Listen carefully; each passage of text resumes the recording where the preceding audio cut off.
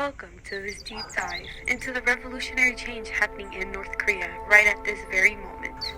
The world was shocked when former dictator Kim Jong-un's North Korea suddenly shifted into a market economy. But let's start at the beginning. North Korea has been under a dictatorship since 1948, with a GDP of $48.3 billion and an extremely low ranking of number 178. As of 2020, the average life expectancy was around 73 years, with a literacy rate of 100%. And as of 2018, they had an extremely low employment rate of 2.96%. Before the transition, North Korea had a population of 25.97 million people and had resources which included the following: coal, iron, zinc, gold, tungsten, graphite, lead, magnesite, and limestone. About 24% of the land was used for agriculture, 2% was just for urban and developing areas, and the other 70 to 80% was just forest. The transition had started with Kim Jong-un receiving a letter from his brother, Kim Jong-chol, stating that he was in Greece and needed help. Little did he know that he was being scammed by an unknown man named Stephen Winter. Kim Jong-un believed that his brother had just lost weight, but it was him since they looked exactly alike. So he invited him back to his country and welcomed him. Stephen immediately portrayed leadership and responsibility. Kim Jong-un knew his time was limited as a dictator and turned to his brother to take over.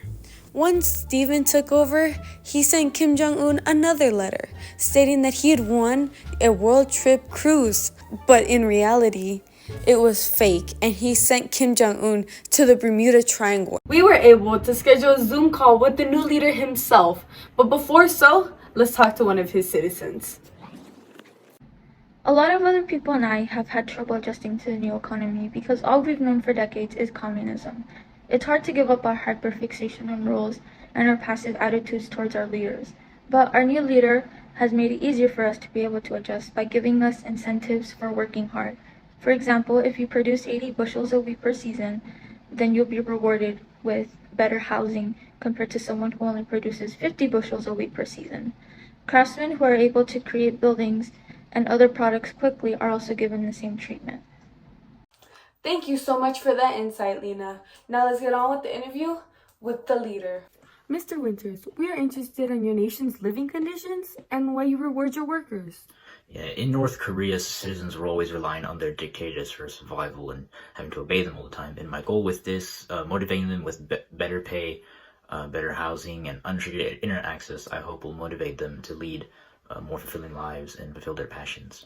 Do the disabled and elders suffer due to the limited work capacity?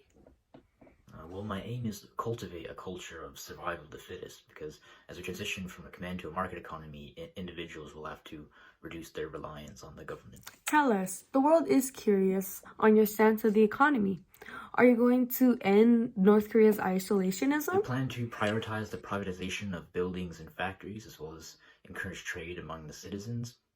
Also, we're going to start trading with new countries, such as South Korea and Japan, and we're going to enhance trade with countries we've already traded with, such as Russia, and our primary export will be coal.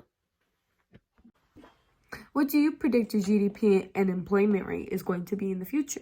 I predict the GDP will rise to about $53.2 billion, and that there'll be a slight increase in the unemployment rate as we transition to the new economy, but as we start to become more stable, it will probably decrease down to about 1.7%.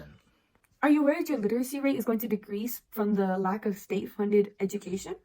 Even though our literacy rate is likely to decrease to about 80%, firstly, we're still in the initial stages of our economy transition, and secondly, that 100% statistic from North Korea previously was likely a lie. All right, Mr. Winter, final question. How will you control the potential unrest of the people due to the economic shift? Well, one of the first things I did as leader was I gave a speech detailing the consequences of removing me from power.